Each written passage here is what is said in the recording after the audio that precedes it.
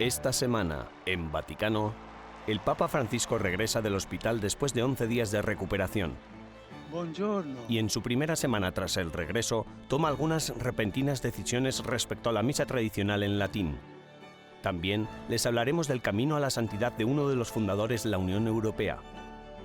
Y descubriremos la capilla de adoración online más visitada del mundo, la capilla ideada por el propio San Maximiliano María Kolbe. Todo esto y más, ahora en Vaticano.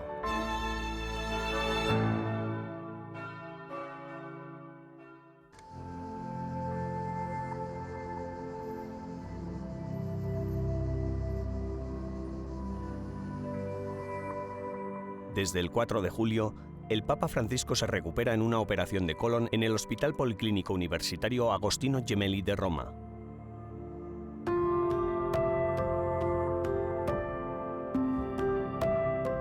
Durante su estancia, visitó a los pacientes más jóvenes ingresados en la planta de oncología pediátrica del hospital.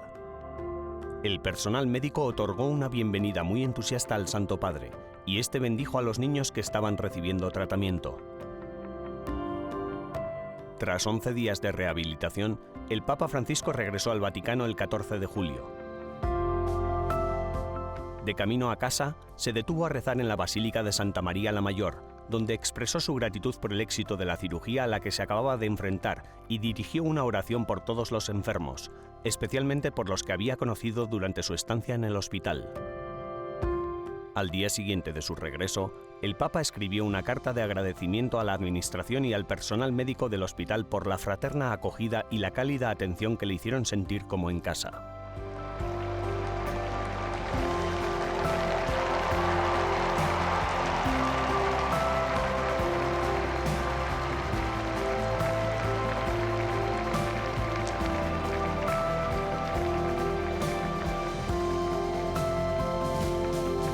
Cari fratelli e sorelle, buongiorno. Y el domingo 18 de julio, en su Ángelus semanal, el Santo Padre invitó a los fieles a no solo descansar físicamente, sino a descansar en el corazón. Perché non basta staccare la spina, occorre riposare davvero. No basta con desconectar, sino que hay que descansar de verdad. ¿Y cómo lo hacemos? Volviendo al corazón de las cosas, detenernos, permanecer en silencio, orar para no pasar del frenesí del trabajo al frenesí de los tiempos de descanso. Cuidémonos, hermanos, de la eficiencia. Pongamos un alto a las carreras frenéticas dictadas por nuestras agendas. Aprendamos a hacer una pausa, a apagar el móvil, a contemplar la naturaleza, a regenerarnos en el diálogo con Dios. A contemplare la natura, a rigenerarci nel dialogo con Dio. Tras el Ángelus, el Santo Padre rezó por la violencia en Sudáfrica, por las víctimas de las inundaciones en Alemania y expresó su cercanía tras las protestas más significativas acaecidas en décadas al querido pueblo cubano. Pido al Señor que ayude a la nación a construir una sociedad cada vez más justa y fraterna a través de la paz, el diálogo y la solidaridad. Exhorto a todos los cubanos a encomendarse a la protección maternal de la Virgen María de la Caridad del Cobre. Ella los acompañará en este camino. El 16 de julio, el Papa Francisco emitió restricciones a la celebración de la Santa Misa en la forma extraordinaria del rito romano, también conocida como misa tradicional en latín. En una carta dirigida a los obispos, el Papa Francisco escribe: «En defensa de la unidad del cuerpo de Cristo, me veo obligado a revocar la facultad concedida por mis predecesores. Bajo la supervisión de la Santa Sede, los obispos deben, a partir de ahora, autorizar la celebración de la forma extraordinaria de la misa».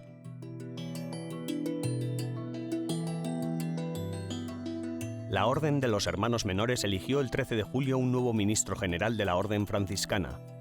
El padre Massimo Fusarelli, sacerdote italiano de 58 años de edad, dirigirá la orden durante los próximos 6 años. Es el 121 sucesor de San Francisco de Asís, sucediendo al padre franciscano estadounidense Michael Perry. A su vez, la Orden franciscana celebró su capítulo general en Roma, donde se reflexionó en torno al lema «Renovar nuestra visión, abrazar nuestro futuro». En un mensaje a los franciscanos, el Papa Francisco dijo: Mientras gran parte de la orden se enfrenta a los desafíos de la disminución del número de miembros y de su envejecimiento, no dejéis que la ansiedad y el miedo os impidan abrir vuestros corazones y mentes a la renovación y revitalización que el Espíritu de Dios está suscitando en vosotros y entre vosotros.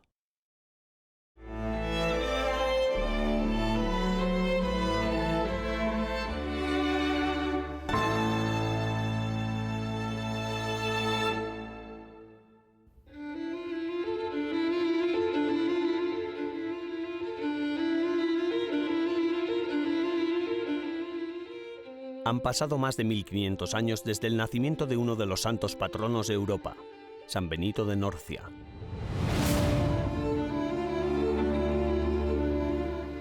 Nacido precisamente en Norcia, una pequeña ciudad del centro de Italia, San Benito es uno de los protagonistas del nacimiento de la cultura europea, hasta el punto de que San Gregorio lo definió como una estrella brillante en un siglo oscuro. Se han atribuido muchos milagros a la figura de San Benito, pero el más importante es, sin duda, la redacción de la regla marcada por la famosa frase latina ora et labora, reza y trabaja.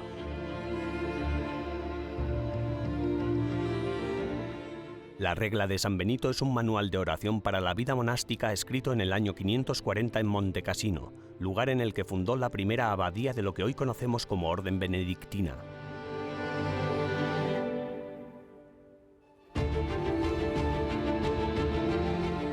Todo comenzó cuando San Benito tenía solo 17 años y partió hacia el valle de Subiaco, a unas 43 millas al este de Roma. Allí viviendo como un ermitaño, anunciando la palabra de Dios y acogiendo cada vez a más y más discípulos hasta la Pascua del año 500.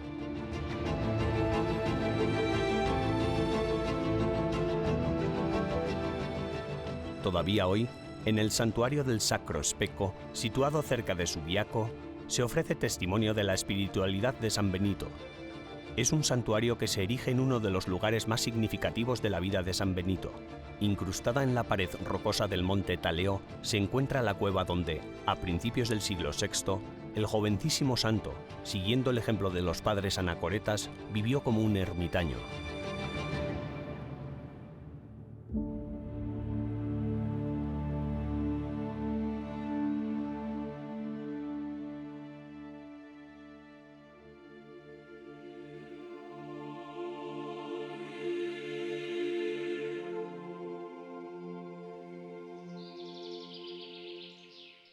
Durante el período de soledad que pasó en este lugar, San Benito maduró un carisma y una espiritualidad que en pocos años le llevaron a fundar sus primeras comunidades monásticas.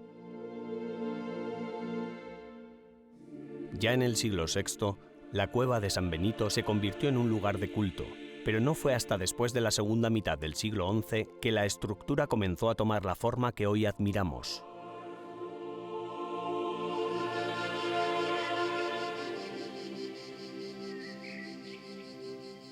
San Benito murió en el año 547 en Monte Cassino, Italia. En octubre de 1964, el Papa San Pablo VI lo proclamó patrón de Europa. Al hacerlo, reconoció el mérito de San Benito en la restauración de una cultura en la búsqueda del conocimiento, salvando el patrimonio del humanismo cristiano en una época en que se estaba perdiendo la tradición clásica de los antiguos.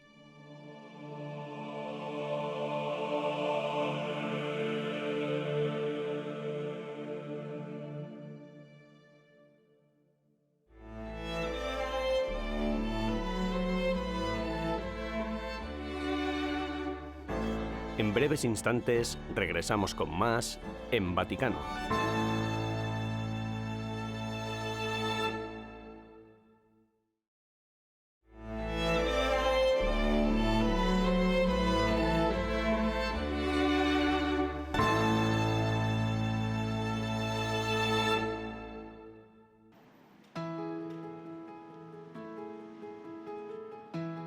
Europa no siempre ha sido la Unión Europea. Después de 2 guerras mundiales, se necesitaron 6 hombres con un deseo compartido de reconciliación. Estos hombres son conocidos como los padres fundadores de Europa.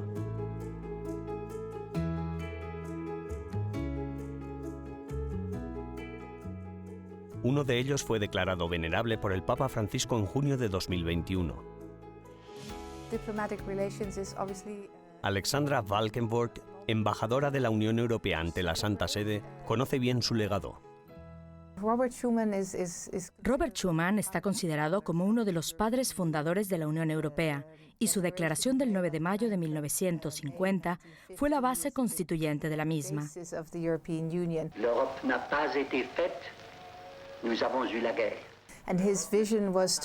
Su pretensión era, después de sus experiencias con las dos guerras mundiales, que trabajáramos juntos creando una comunidad en torno al carbón y al acero, asegurándonos de que trabajábamos juntos por una Europa unida. Esperaba que eso previniera futuras guerras. Así que su visión fue un auténtico proyecto de paz, fundamento de lo que ahora es la Unión Europea.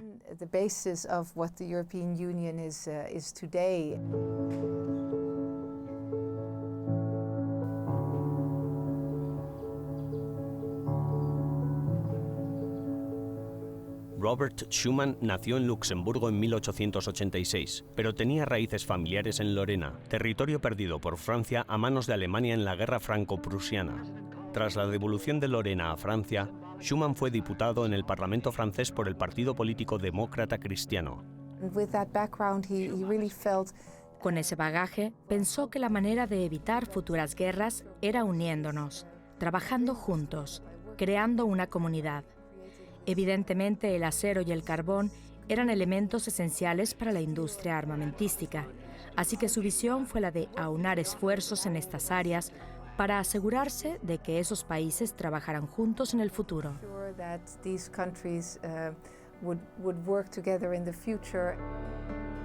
Robert Schuman entendió su misión católica como político, dedicado a servir al bien común, promoviendo la paz y la reconciliación. Sobre estos valores cristianos se construyó la Unión Europea, y su firme creencia en ellos le llevó a convertirse en el primer presidente del Parlamento Europeo. Proclamo quindi presidente delle comunità europee l'onorevole Roberto Schuman e lo invito ad assumere la presidenza.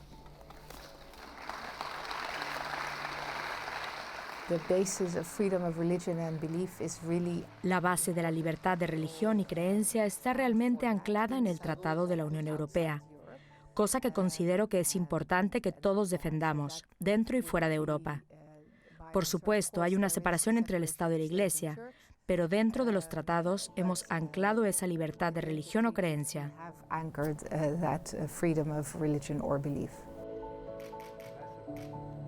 La Unión Europea y la Santa Sede comparten intereses comunes y siguen colaborando tras 50 años de relaciones diplomáticas. En la Carta a Europa del 22 de octubre de 2020, el Santo Padre escribió: «Sueño una Europa amiga de la persona y de las personas. Sueño una Europa que sea una familia y una comunidad. Sueño una Europa solidaria y generosa. Sueño una Europa sanamente laica, donde Dios y el César sean distintos pero no contrapuestos».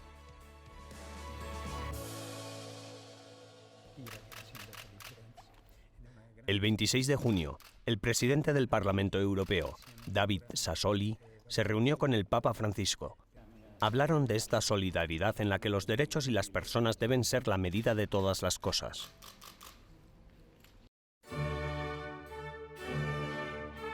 Para destacar los profundos vínculos históricos entre la Unión Europea y la Santa Sede, así como la unidad de Europa, la embajadora Alexandra Valkenburg organizó una ruta a pie por 25 iglesias de Roma junto con los demás embajadores europeos ante la Santa Sede. Fue un auténtico esfuerzo de colaboración entre la delegación de la Unión Europea y los 27 Estados miembros. Lo organizamos de manera que cada domingo, a lo largo de 8 domingos consecutivos, realizábamos parte del recorrido, a menudo comenzando con la Santa Misa y luego visitando otra iglesia con, por ejemplo, algo de música o una visita guiada, haciendo que todo el mundo participara y pudiera mostrar un poco cuál es su vínculo con esa iglesia o lo que significan para ellos las relaciones diplomáticas con la Santa Sede.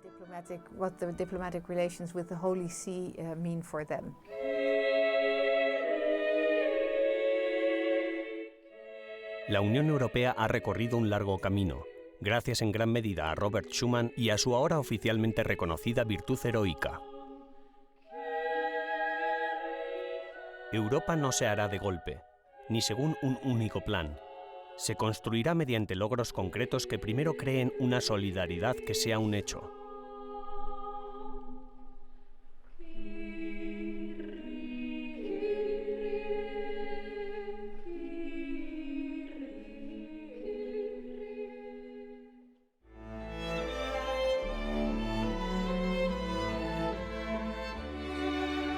Tras una breve pausa, regresamos con más en Vaticano.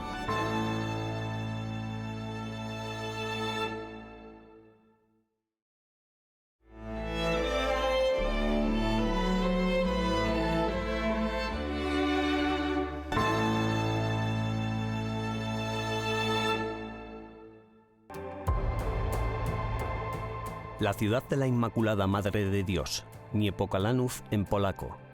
Así es como San Maximiliano María Kolbe llamó a este monasterio que fundó en 1927, a 50 kilómetros de la capital de Polonia, Varsovia.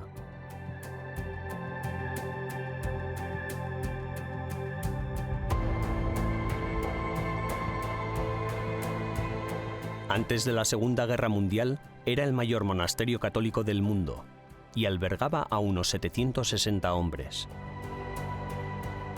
San Maximilian never gave up.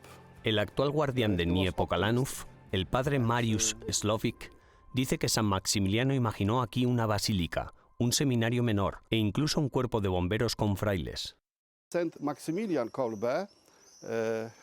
San Maximiliano Kolbe tenía una gran devoción a la Virgen y quería ganar el mundo para Cristo y para la Virgen.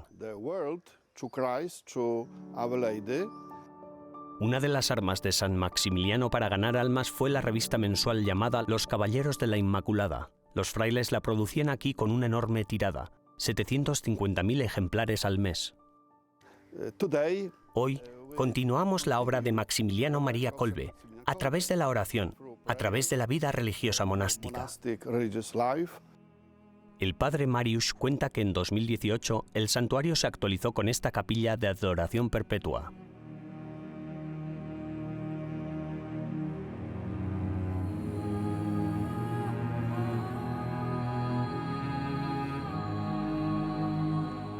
San Maximiliano soñaba con tener una capilla así, y en esta capilla hay adoración permanente, las 24 horas del día.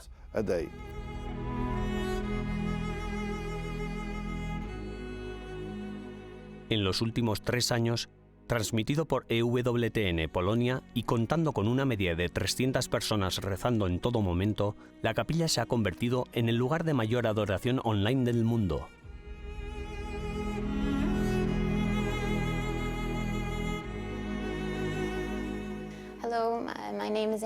Hola, me llamo Ana María, trabajo aquí en los archivos y me gustaría hablarles de esta capilla que se llama la Estrella de la Inmaculada.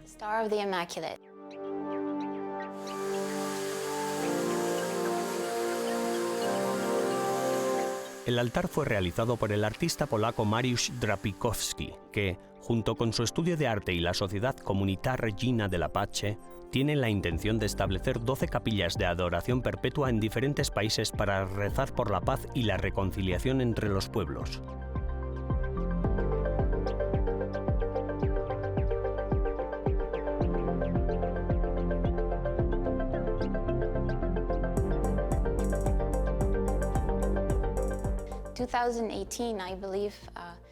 En 2018, creo, preguntaron si podían empezar aquí en Niepokalanów, y el padre, el párroco de la basílica, aceptó. De modo que empezaron a construir la sacristía en un ángulo lateral. Y el párroco, el padre Andrew, me preguntó por qué yo trabajo en los archivos. ¿Tiene usted fotografías antiguas de cómo se construyó? Porque andábamos buscando ver cómo era alguna historia acerca de la iglesia. Y le dije que sí, que le enviaría un poco de la historia. Y en esa historia, en las fotos que le envié de la construcción de la iglesia, estaba ese pequeño fragmento de lo que San Maximiliano había escrito en 1934 sobre cómo él imaginaba la iglesia que estaban planeando desde antes de la guerra.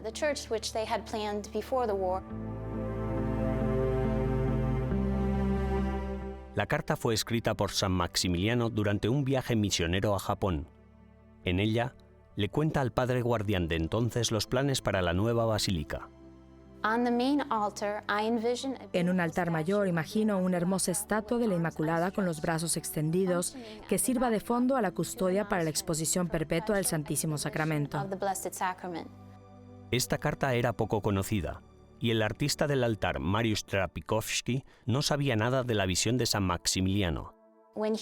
Cuando se enteró de lo que la carta decía, se emocionó muchísimo porque la idea de que San Maximiliano coincidía muchísimo con lo que él había diseñado. Aquello también confirmó que este era el lugar para construir esta capilla.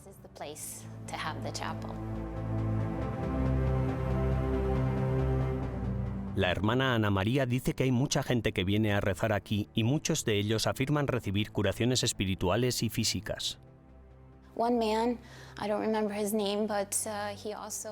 Hay un hombre que venía a menudo a rezar a esta capilla. No recuerdo su nombre, pero me dijo que tenía un problema de espalda muy grave y que el médico le había dicho que tenía que ir a operarse. Y un día, mientras rezaba el rosario, sintió un intenso calor que le bajaba por la columna vertebral y después el dolor. Ya no sentía el dolor. Fue a su médico para que le volvieran a examinar y le dijeron que la hernia había desaparecido.